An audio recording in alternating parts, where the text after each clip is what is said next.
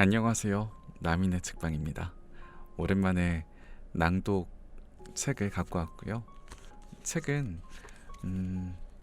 방탄소년단 랩몬스터의 추천 목록에 있었던 보노보노처럼 살다니 다행이야 라는 그런 책입니다.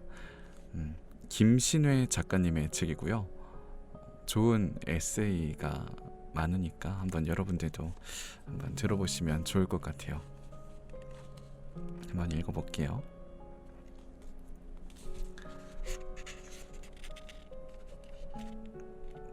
첫 장 제목은요, 진정한 위로는 내가 받고 싶은 위로라는 제목입니다. 살면서 위로가 필요한 순간은 시도 때도 없이 찾아온다. 그러나 제대로 위로한 게 언제였는지 기억도 안 나는 걸 보면 대부분의 상황이 위로는 했으나 위로할 수 없었다로 정리될 수 있겠다. 반대로 그동안 무수한 위로를 받으며 살아왔지만 진짜 위로가 된 순간은 손에 꼽을 정도니 위로받긴 했으나 위로되지는 않았다 쯤 되려나? 대부분의 위로는 소기의 목적을 달성하지 못하고 옆길로 샌다. 애써 다독이다가 어느새 잘난 척을 하거나 참고 듣다 못해 결국 꾸지람을 하고 역으로 신세한탄을 할 때도 있다. 관계란 상대의 마음을 헤아리고 어루만지는 일로 완성되거늘 우리는 정작 타인의 마음을 위로할 줄도 모른 채 관계를 맺으며 산다. 직업 특성상 평소 다양한 사람들을 많이 만나게 된다. 그 중에는 생전 처음 본 나에게 절친한 사람에게도 하기 힘든 말을 꺼내놓는 사람도 있다. 제가 왜 이런 말을 하고 있는지 모르겠어요. 로 마무리되는 내밀한 사연을 들을 때마다 이걸 어쩌나 싶어서 별다른 말을 하지 못한다. 지혜 같은 게 있을 리 없어서 좋은 말을 할 줄도 모르고 상대방의 상황에 충분히 공감하고 이해하기에는 정보도 부족하다. 그래서 그저 이 말만 한다.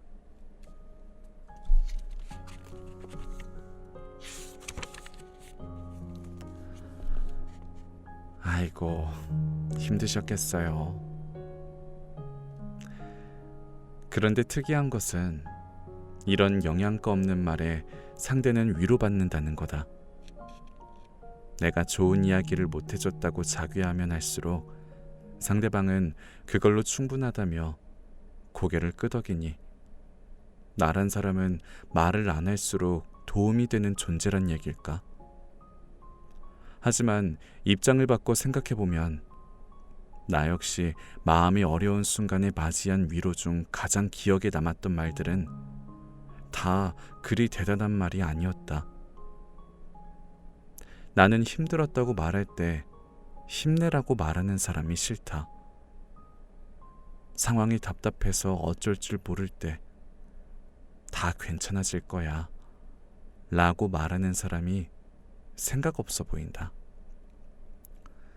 어떻게 힘을 내야 될지 모르겠고 언제 괜찮아질지도 알 수 없는 사람에게 그런 말은 폭력이 된다. 차라리 그럴 때는 야, 진짜 열받겠다. 완전 짜증나겠네. 일단 밥이나 좀 먹어. 같은 말들이 더 와닿는다. 하지만 내 앞에 지옥 같은 얼굴을 한 사람이 앉아있을 경우에는 사정이 달라진다. 인생이라는 세찬 바다에서 허우적대는 사람에게 멋진 말을 해줌으로써 그 삶이 드라마틱하게 나아지기를 바란다. 그래서 건네는 말이라고는 내가 들었을 때 기분 나빴던 말들 뿐, 상대가 어떻게 받아들이든 말든 잘난 척이나 꾸지람, 신세한탄을 되풀이하게 된다. 어느 날 보노보노는 곤란함에 대해 고민한다. 보노보노는 문득 배가 고파지면 곤란하니까 늘 조개를 들고 다닐 만큼 곤란해질 것에 대해 미리부터 걱정하면서 산다. 그런 모습을 보고 너부리는 나중에 곤란해하면 될 걸 왜 지금 곤란해하며 쏘아붙이고 프로리는 당사자부터 더 고민하면 분위기를 다운시키는 데 반해 야옹이 형은 이렇게 이야기한다. 보노보노, 살아있는 한 곤란하게 돼 있어. 살아있는 한 무조건 곤란해. 곤란하지 않게 사는 방법 따윈 결코 없어. 그리고 곤란한 일은 결국 끝나게 돼 있어. 어때? 이제 좀 안심하고 곤란해할 수 있겠지? 우리가 힘들어하는 사람에게 말도 안 되는 해결책을 들이미는 이유는 괴로워하는 것만큼이나 괴로워하는 사람을 지켜보는 일이 힘들어서일 거다. 얼른 문제가 해결되어 같이 깔깔거리고 싶은 마음, 더 이상 답답한 이야기는 듣고 싶지 않은 마음, 적어도 내 주변에는 행복한 사람들만 있어서 나 역시 그 에너지 속에서 살고 싶은 마음, 이런 이기심이 위로가 필요한 순간 딴짓을 하게 만든다. 그리고 나와 다른 사람에게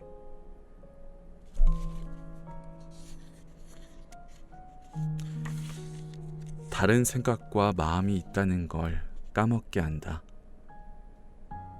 하지만 야옹이 형은 소심하고 걱정 많은 보노보노만을 위한 위로를 건넸다. 어차피 곤란해할 거라면 맘 편히 곤란해하라고. 언젠가는 그 곤란함도 끝날 거라며 마음껏 곤란해할 시간을 마련해 주었다. 곤란해하는 게 취미 생활인 보노보노에게 이보다 딱 맞는 위로가 또 있을까? 심리학 실험 중에 백곰 실험이라는 게 있다. 실험군을 둘로 나눈 후 똑같이 백곰이 등장하는 영상을 보여준다. 단, 한 실험군에게는 이후 백곰에 대해 생각하지 말 것을 당부하고 다른 실험군에게는 아무 지시도 내리지 않는다.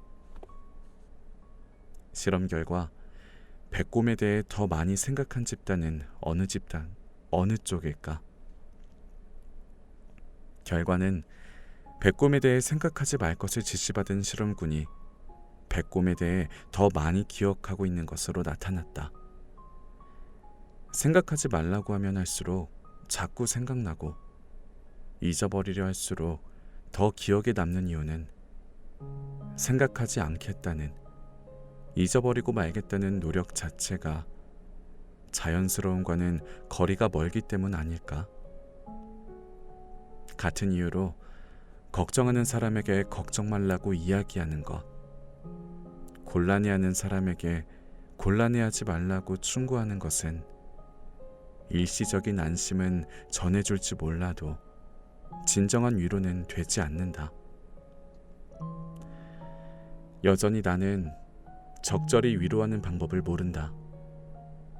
하지만 적어도 한 가지, 위로해야 할 때는 나라는 사람의 깜냥에 대해 되짚어보기로 했다.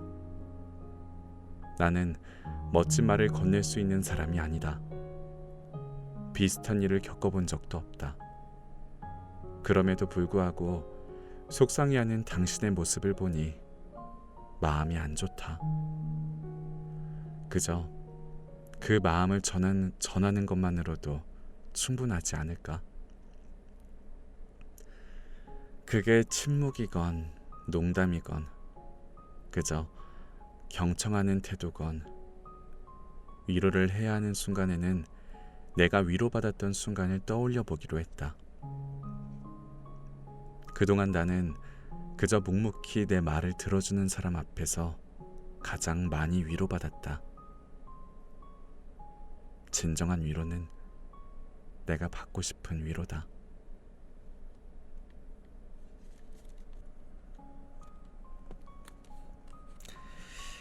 네, 다음 제목은요.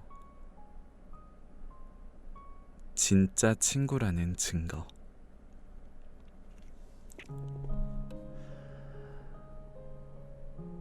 만나고 돌아서면 찜찜한 사람이 있다.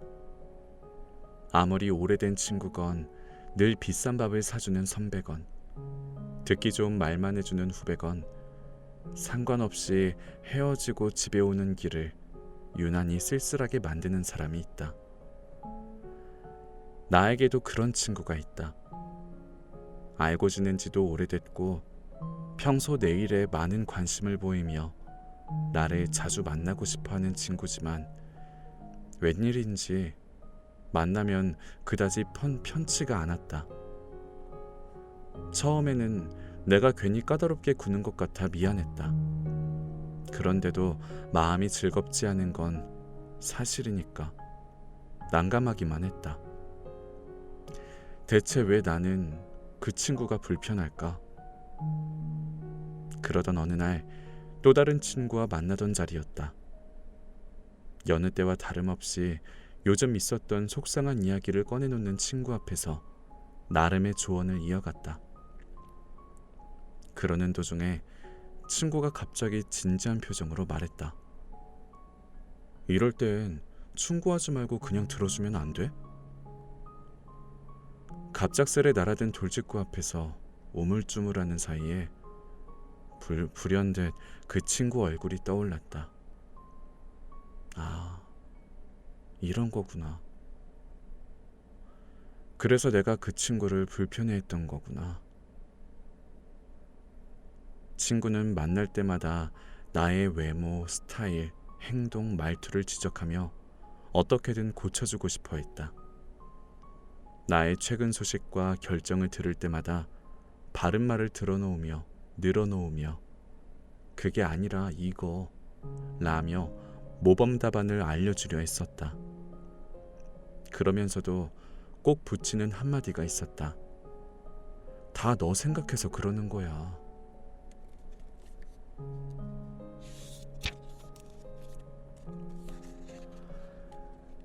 처음에는 애정이라고 느껴져서 고마웠지만 만날 때마다 묘하게 기분이 가라앉았다. 내가 그렇게 문제 많은 사람인가? 늘 지적하고 조언해주지 않으면 큰일 날 정도로 형편없나? 그 친구를 만나고 돌아온 날이면 새벽까지 자아 비판을 하느라 잠을 설친 적도 있었다. 하지만 이제야 깨달았다. 나 역시 친구를 그렇게 대하고 있었다는 것을. 속상해하는 사람 앞에서 알량한 충고를 늘어놓으며 잠시나마 우쭐해하고 이런 게 진짜 우정이라며 모진 말도 서슴지 않는 사람이었다는 것을. 결국 나 역시 친구의 있는 그대로의 모습을 인정해줄 줄 모르는 그런 사람이었다. 그러면서도 왜 친구만큼은 있는 그대로의 나를 인정해줘야 한다고 굳게 믿어온 걸까? 하루는 보노보노 아빠의 오랜 친구인 스레이 아저씨가 찾아온다. 오랜 친구라고 말은 하지만 보노보노는 아빠와 아저씨가 친구라는 사실이 실감나지 않는다. 둘은 같이 있을 때 별말도 안 하고 크게 재미있어 보이지도 않고 무엇보다 요즘 자주 만나지도 않는다. 보노보노가 생각하는 친구라는 증거 첫 번째는 늘 만나는지 아닌지, 두 번째는 만나면 즐거운지 아닌지인데 그 두 가지 모두 아빠와 아저씨에게는 해당되지 않는 것 같았다. 아빠랑 아저씨가 친구라는 증거가 있어요? 보노보노의 질문에 두 어른은 고민하기 시작한다. 하긴 요새 우리는 잘 만나지도 않고 예전처럼 재미있게 놀지도 않는구나. 그래도 친구인 건 맞는데 이걸 어떻게 설명해야 하지? 결심한 듯 두 어른은 보노보노에게 예전에 함께 놀았던 이야기를 열심히 해주지만 보노보노는 시큰둥하다. 하지만 그건 옛날 얘기잖아요. 둘은 또 한 번 할 말이 궁해진다. 하지만 보노보노는 아저씨가 집으로 돌아가는 모습을 보고 아빠와 아저씨는 진짜 친구라는 사실을 깨닫는다. 아저씨를 배웅하는 아빠의 모습이 너무나도 평온해 보였기 때문이다. 점점 멀어지는 아저씨의 모습을 하염없이 쳐다보는 아빠의 얼굴 안에는 사랑하는 친구를 떠나보내는 아쉬움, 다시 만나는 날까지 건강하기를 바라는 마음, 얼른 또다시 만나고 싶은 마음이 꾹꾹 담겨 있었다. 그 이야기를 보며 생각했다. 재밌게 놀지 않아도 괜찮다. 자주 만나지 못해도 괜찮다. 함께 시간을 보내고 헤어지는 길에 어느새 편안한 얼굴을 하고 있다면 그게 진짜 친구 아닌가. 단 진짜 친구라면 두 사람 모두 비슷하게 편안한 얼굴을 할 수 있어야겠지. 그날 밤 집으로 돌아오는 길은 유난히 더 쓸쓸했다. 친구 때문이 아니라 나 때문에 그랬다. 그동안 나 역시 불편한 친구였을지도 모른다는 깨달음에 서늘한 뒷목을 여미게 됐다.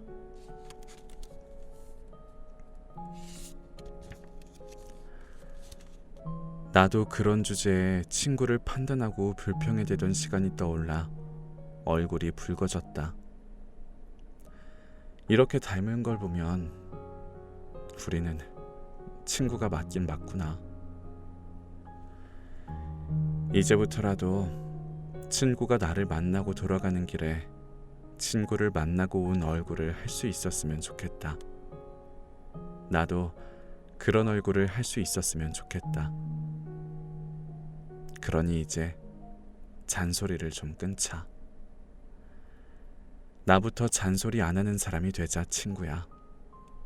우리 이제부터 충고는 안 하고 안 듣는 걸로 하자.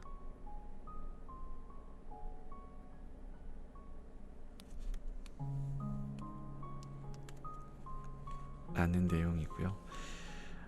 제가 오랜만에 낭독을 해서 그런지 너무 많이 틀리네요. 부끄럽습니다.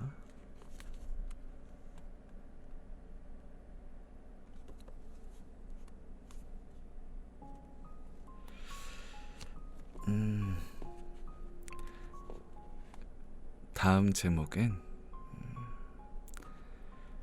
금세를 안 하면 어른이 될까?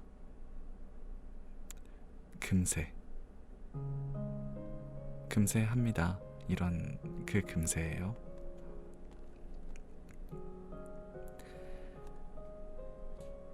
(10대) 때는 빨리 어른이 되고 싶었다. 당장 어른이 돼서 하고 싶었던 게 있었다. 고등학교를 졸업하고 20살이 되었을 때 어른 버킷리스트를 하나씩 클리어하기로 했다. 그중 첫 번째는 염색이었다. 20살 때는 알록달록한 머리가 유행이었다.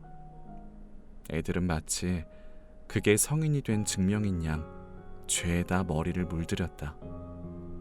하지만 빨간 머리, 노란 머리는 너무 흔한 것 같아 초록머리를 하기로 했다. 집에서 염색약을 바르고 권장 시간을 훨씬 넘길 때까지 내버려 두었다. 그래야 더 진한 초록이 나올 것 같아서였다. 미용의 기술과 소양이 전혀 없는 20살짜리가 자체적으로 만들어낸 초록머리는 어디는 까맣고 어디는 노랗고 어디는 갈색에다 나머지만 초록색이었다. 주변 사람들은 내 머리를 보고 나무 같다고 상추 같다고 했지만 만족했다. 똑같은 머리를 한 사람은 하나도 없음이라는 소기의 목적을 달성했기 때문이었다. 나는 어설픈 초록머리를 한 채 동아리 선배와 시시덕거리고 다른 과 남자애를 짝사랑하고 친구랑 싸우고 툭하면 취했다. 따지고 보면 초록머리가 없어도 다 할 수 있는 일이었다. 어쩌면 초록머리가 아니었다면 더 잘할 수 있었을지도 모른다. 어른 버킷리스트에는 야한 영화 보기도 있었다. 어른 하면 19금 영화, 19금 영화 하면 성인 아닌가. 잘 알지도 못하면서 그렇게 야한 영화가 보고 싶었다. 그것도 당당히 내 돈으로 표를 끊어서 보러 가고 싶었다. 태어나 처음으로 본 성인 영화는 바운드라는 외화였는데 때마침 군대에서 휴가를 나온 선배와 같이 봤다. 영화는 생각보다 야하지는 않았지만 여주인공들의 가슴이나 엉덩이 등을 빅 클로즈업하는 장면이 많았고 엎친 데 덮친 격 여자들끼리의 러브씬이 자꾸 나왔다. 내가 보자고 우겨서 본 영화였는데 생각보다 하드코어한 전개에 나도 울고 선배도 울고 영화관을 빠져나온 후 우리는 서로 눈을 못 마주치고 어색해하다가 쭈뼛쭈뼛 인사를 하고는 헤어졌다. 그날 이후 선배에게서는 연락이 없었다. 보노보노 역시 늘 어른이 되는 일에 대해 고민한다. 어느 날 포로리의 큰 누나 도로리를 통해 자립을 해야 한다는 말을 들은 보노보노는 덜컥 두려움이 생긴다. 자립이라는 말이 뭔지도 모르겠는데 자립을 못하면 큰일 날 것 같아서 운다. 자립이란 자기 힘을 길러 어른이 되는 일이라는 도로리의 말을 듣고 보노보노는 전혀 다른 의문을 품는다. 금세 울지 않고 금세 화내지 않고 금세 웃지 않으면 어른이 된다는 착각을 하게 된 것이다. 그래서 혼잣말을 한다. 금세를 하면 안 되는 걸까? 금세가 나쁜 걸까? 얼핏 들으면 유치한 말장난처럼 느껴지지만 나 역시 이 대목에서 비슷한 생각을 했다. 어른이 되면 금세와 멀어지는 법이라고.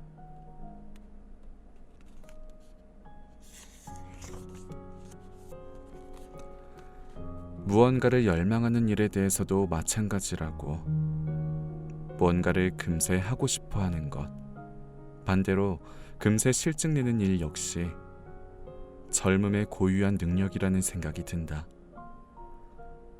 하고 싶은 것들을 금세 줄 세우는 일만으로도 뿌듯해하고 그렇게 열망하던 것들이 뭐였는지조차 금세 까먹는 것도 다 어려서 가능한 일이 아니었을까.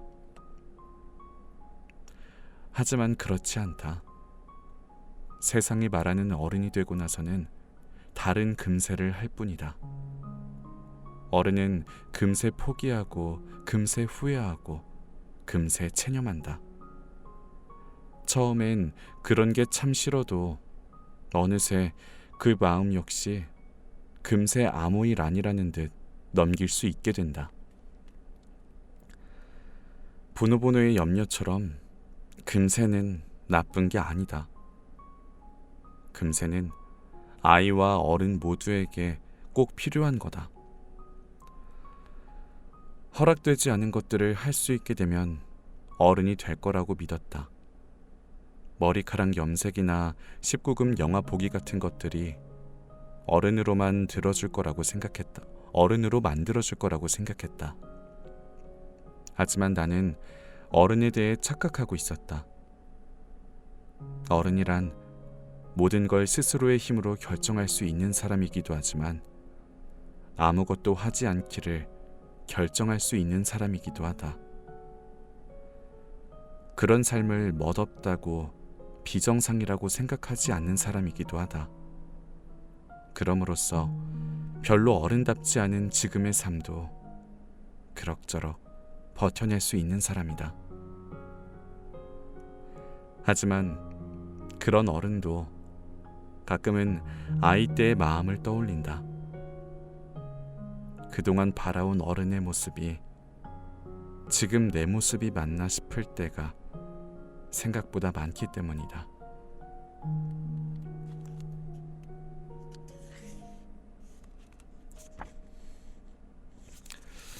라는 내용이었습니다. 제가 좋아하는 랩이 있는데 그 랩 가사 중에 그런 말이 있어요. 가장 돌아가고 싶은 건 돌아갈 게 하나도 없던 그때로 돌아가고 싶다는 노래 가사였는데 저는 그 가사가 옛날부터 너무 탁 박혀서 맴돌았거든요. 다들 돌아가고 싶을 때가 언제냐 물어보고 그러면 막 다들 뭐 군대 전역하기 직전으로 가서 막 로또 번호를 안 채로 돌아가서 막 그러고 싶은 뭐 이게 로또를 당첨된다든지 뭐 이제 그런 여러 가지의 그런 게 있지만 근데 진짜 정말 돌아가고 싶었던 거는 돌아가고 싶을 때가 하나도 없던 그때란 게 그냥 진짜 천진난만하게 밖에서 친구 만나서 노는 걸 좋아했고 아무 생각 없었던 걱정 고민이 없었던 그냥 그런 천진난만한 그때가 제일 돌아가고 싶었던 그때가 아닐까라는 생각이 들기도 해요. 뭐 어쨌든 여담이었습니다.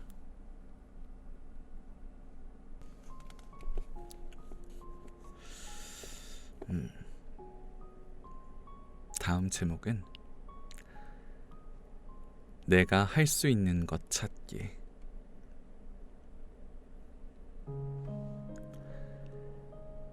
지난해까지 나는 대학생이었다. 정확히는 학점은행제를 통해 또 다른 전공 학위를 취득하기로 한 것이었다. 새로운 학위를 따면 대학원에도 가고 싶었다. 앞으로 긴 시간이 걸리는 일이긴 해도 그 과정을 통해 또 다른 진로에 대해서 모색해보고 이제껏 해왔던 일과는 다른 분야에 대한 관심도 넓혀가고 싶었다. 1년 반 동안 일주일에 이틀, 하루 9시간씩 수업을 들었다. 아침에 가방을 메고 학교에 가서 수업을 듣다가 점심을 먹고 또 수업을 듣다가 해가 지면 집으로 돌아왔다. 레포트도 썼고 중간고사랑 기말고사도 봤다. 교수들에게 아부도 했다.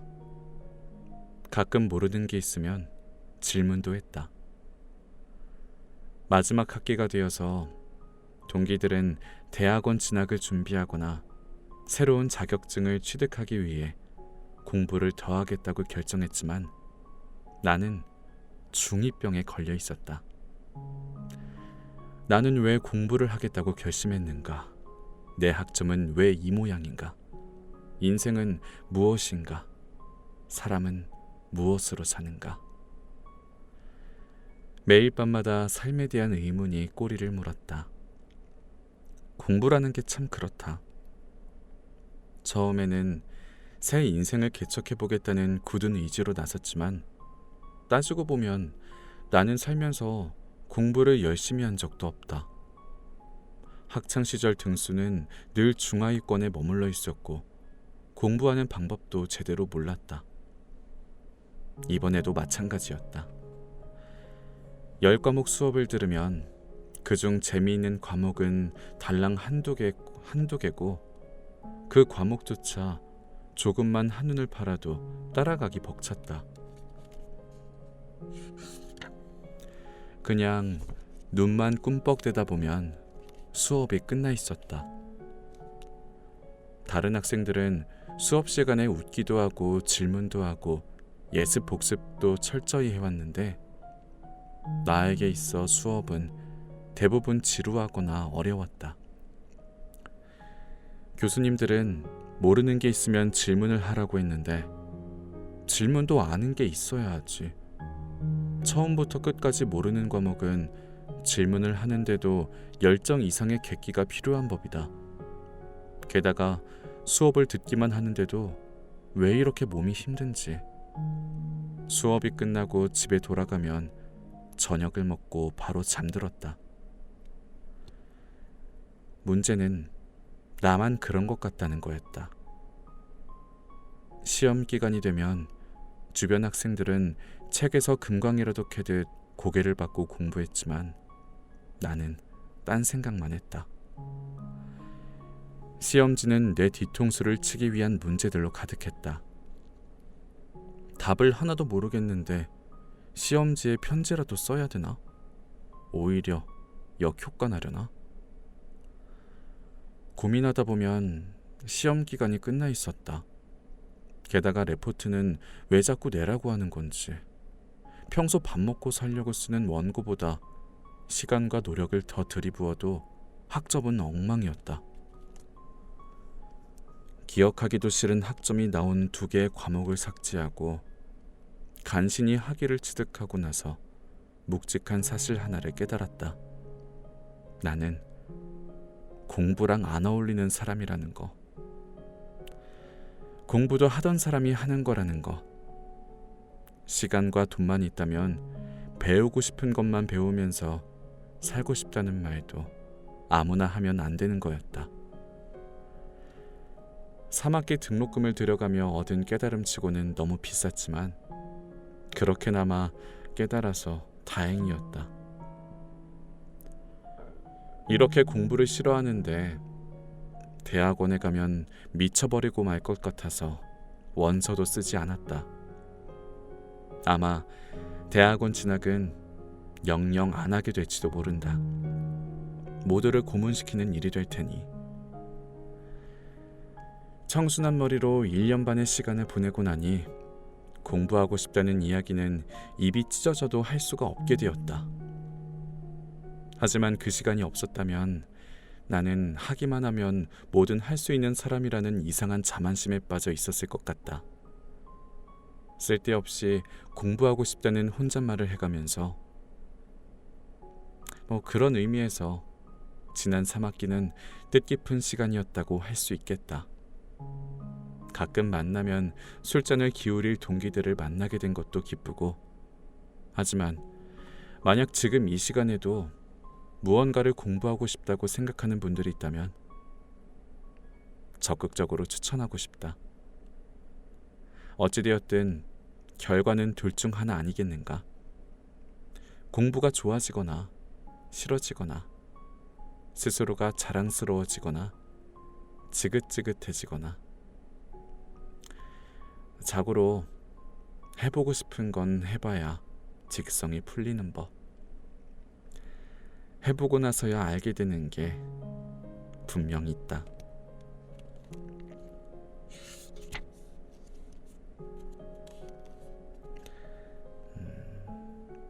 무언가를 할 수 있다. 무언가를 할 수 없다. 다들 분명 자기가 할 수 있는 일을 계속 찾고 있겠지. 모두 자기가 할 수 있는 일을 계속 찾고 있다면 우리들은 뭐랄까, 굉장히 부지런한 거 아닐까?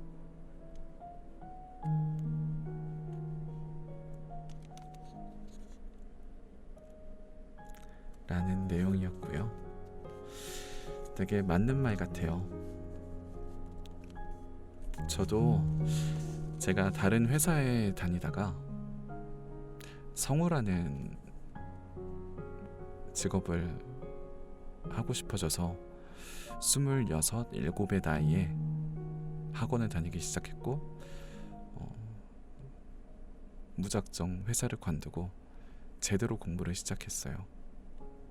일단 해봐야 내가 나중에 좀 아쉬워하지도 않을 것 같고, 해보고 나랑 안 맞으면 나랑 안 맞았구나, 뭐 속 시원하게 포기할 줄도 알게 되는 거니까. 그래서 시작을 했는데 되게 좀 계속 하고 싶어졌고, 되게 살면서 처음으로 이 직업을 한다면 그래도 뭐라도 할 수 있을 것 같다 라는 좀 근거 없는 자신감을 갖게 됐었어요. 그래서 지금까지 흘러오고 있는데, 저는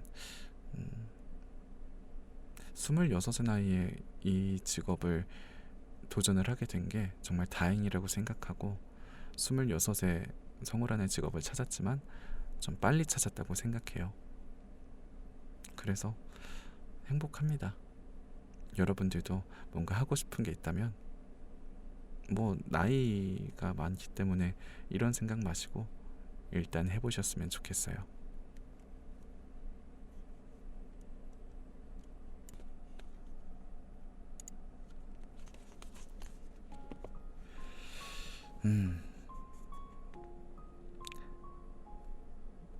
다음 제목은 노력해도 안 되는 일이 있어.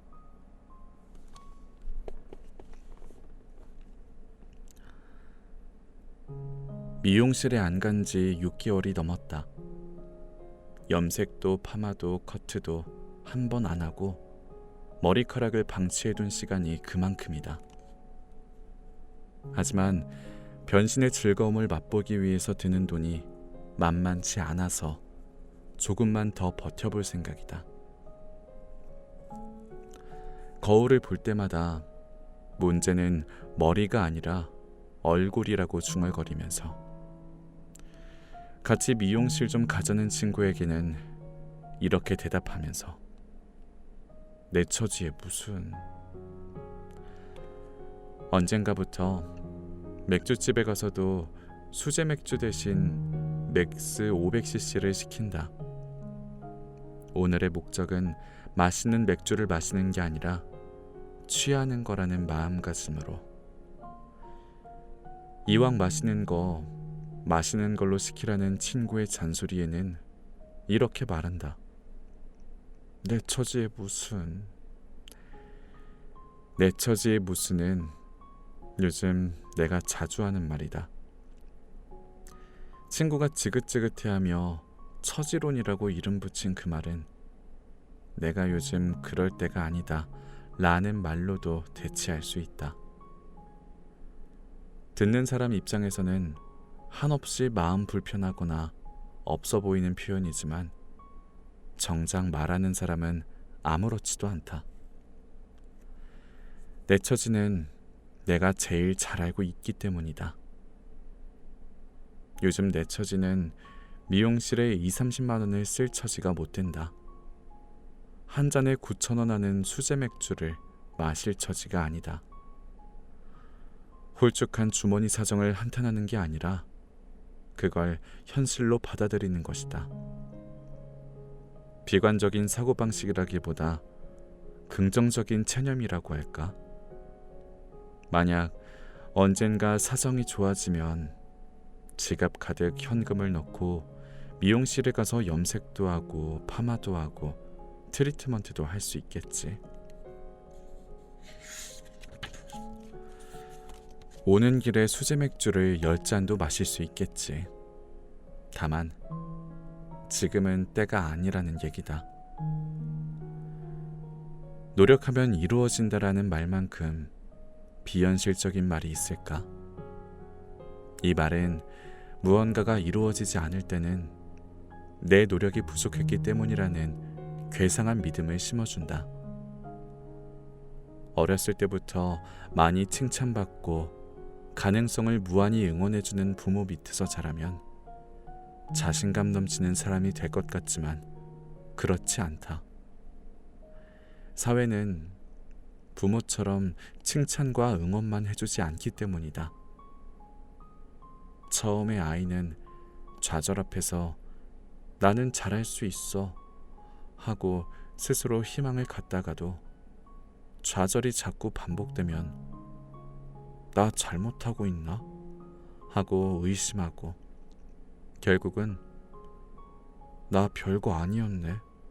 근데 왜 칭찬만 했어? 라며 원망하게 된다. 내가 그랬다. 어렸을 때 엄마는 신혜야, 너는 뭐든지 할 수 있어. 노력하면 다 잘할 수 있어. 라고 늘 칭찬해 주셨는데 정작 나는 칭찬받을 일은 하나도 없는 아이였다. 남들에게는 애가 머리는 좋은데 노력을 안 해요. 라고 하셨는데 나는 노력했다. 다만 머리가 안 좋았을 뿐이다. 남들 다 푸는 산수 문제도 못 풀고 체육도 못하고 엎친 데 덮친 격으로 수줍음도 많아서 사람 사귀는 일에도 젬병이었다. 엄마를 원망하는 건 아니다. 엄마의 기대를 충족시켜주지 못해서 종종 미안할 뿐이다. 엄마는 노력하면 다 잘할 수 있다고 했는데 세상에는 노력해도 안 되는 게 너무 많았다. 집에서는 칭찬을 받지만 밖에 나가서는 눈에 안 띄는 아이에게 끊임없는 칭찬은 마음을 누르는 짐이 된다. 그리고 세상은 점점 두려운 곳이 된다. 그래서인지 지금까지도 유난히 부끄러움을 많이 타고 겁이 많다. 30대 초반까지만 해도 상황이 잘 안 풀리면 금세 도망을 치거나 이 잘난 나를 세상이 몰라준다고 적개심으로 똘똘 뭉쳐 있었다. 그래서 내 아이에게는 노력해도 안 되는 게 있어 라고 꼭 말해주고 싶지만 나는 아이가 없네. 대신 조카에게는 잘하는 것 딱 하나만 있어도 충분해 라고 몰래 이야기해주곤 한다. 애 엄마가 싫어할지는 몰라도. 안 보이는 걸 굳이 끌어모아 칭찬을 퍼붓는 어른들을 보면 그렇게 무리하지 말라고 말하고 싶다. 아이에게도 현실적인 눈이 필요하다. 공부를 못하고 관심도 없는 아이에게 노력하면 공부를 잘할 수 있다고 북돋을 게 아니라 넌 공부는 부족하지만 춤은 잘 추지. 그림을 참 개성있게 그리는구나. 라고 다른 강점을 칭찬해 주어야 한다. 그래야 아이도 자신과 세상에 대해 왜곡된 시선을 가지지 않게 된다.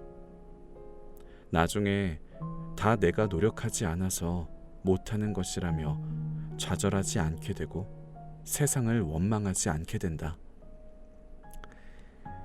드라마 미생에서 장그래가 그랬다. 취업을 위해 서류를 내는 족족 떨어지고 면접을 보는 족족 미끄러지는 자신의 처지를 비관하면서 내가 이 모양인 건 노력을 안 해서 그런 거다 라고 되는다. 하지만 그건 죽도록 노력해도 안 되는 게 있다는 걸 아직 경험하지 못한 사람이 할 수 있는 말이다. 어른이 되고 나서도 그런 생각을 갖고 있다면 그거야말로 철 안 든 사람이다. 그런 의미에서 부모들은 이기적이다. 웬만큼 노력해서 안 되는 건 노력을 더해도 안 된다는 것을 왜 미리부터 가르쳐주지 않나? 정작 본인들은 그 사실을 매일 뼈저리게 깨닫고 있으면서 어느 날 푸르리는 당분간 부모님 집에서 지내기로 한다. 누나가 결혼한 뒤로 병든 어머니와 나이든 아버지를 돌봐줄 리가 없어서 자신이 함께 머물며 간병을 하기로 한 거다. 하지만 매일같이 새 식구 몫의 도토리를 줍느라 허리가 휘고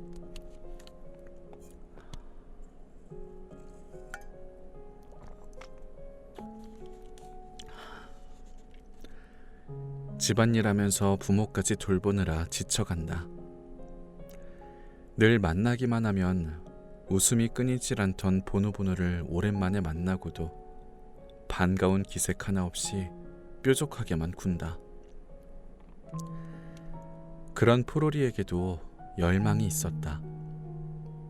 이 한 몸 부서지도록 부모님을 간호해서 하루빨리 낫게 해주고 싶은 바람이다.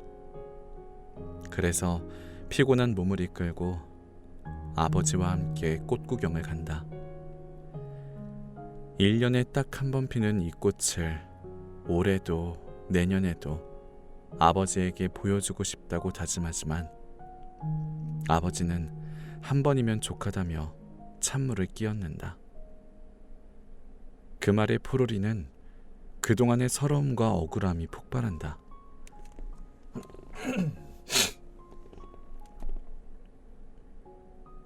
여러 번 볼 수 있으면 좋은 거 아니에요? 저도 그것 때문에 돌보고 있는 거잖아요. 그런데 한 번이면 됐다니 나더러 어쩌라는 거예요?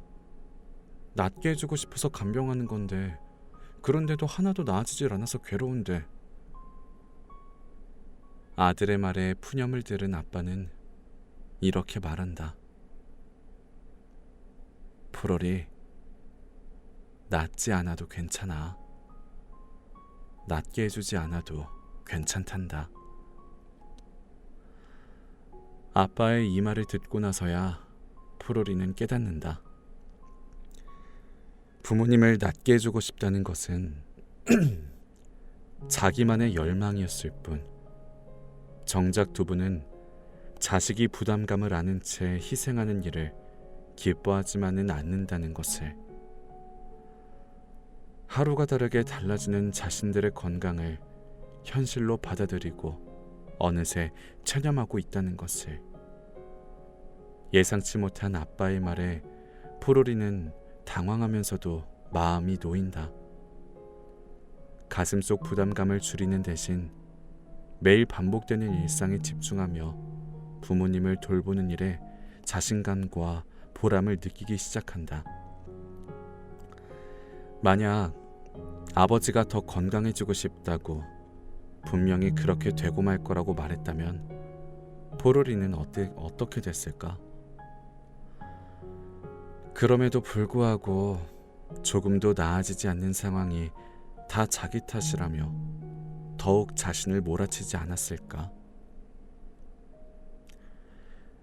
마음이 울렁거렸다.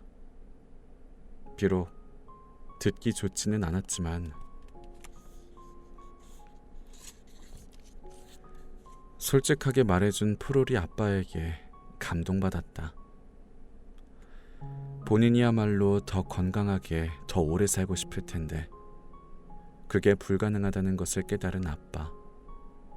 그래서 마지막 한 번이 되더라도 꽃 구경을 했으니 좋다고 웃으며 이야기하는 모습에 진짜 어른이 보였다. 덕분에 포로리도 현실을 바라보게 되었다. 불가능한 일을 위해 힘을 빼는 대신 가능한 것에만 집중하는 일상을 살게 되었다.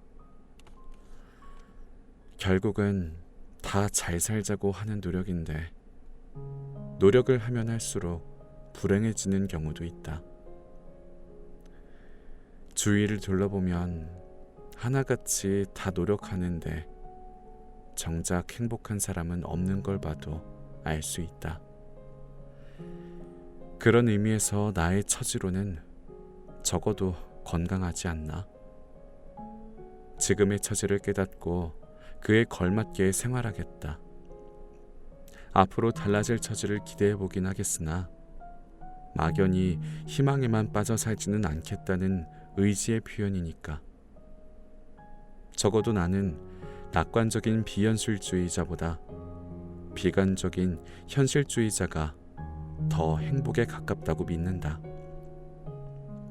그게 더 건강한 삶이라 믿는다. 아휴, 읽는데 계속 목소리가 가갖고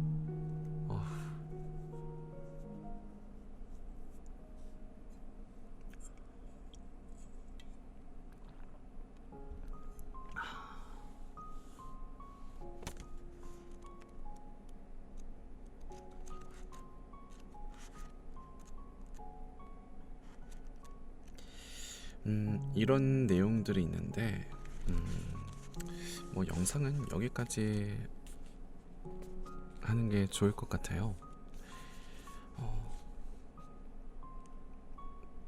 되게 좀 보노보노의 그림도 있고 그래서 좀 더 눈에 띄면서 좀 쉽게 읽히는 것 같은 느낌도 들어요. 친근한 느낌? 그러면서 좋은 말들도 되게 많아서 좋은 것 같고요. 한번 책이 좋았다면 여러분들도 한번 사서 읽어보면 어떨까, 좋지 않을까 싶습니다. 책은 언제나 듣는 것도 좋겠지만 눈으로 보는 매력이 있어요. 그래서 한번 직접 눈으로 보시는 것도 추천드립니다. 이렇게 오늘 남인의 책방 오랜만에 낭독을 해봤는데 이렇게 또 다 주무시고 계시겠죠? 다들 잘 자고요. 다음에 또 좋은 책으로 찾아뵙겠습니다. 잘 자요 다들. 안녕.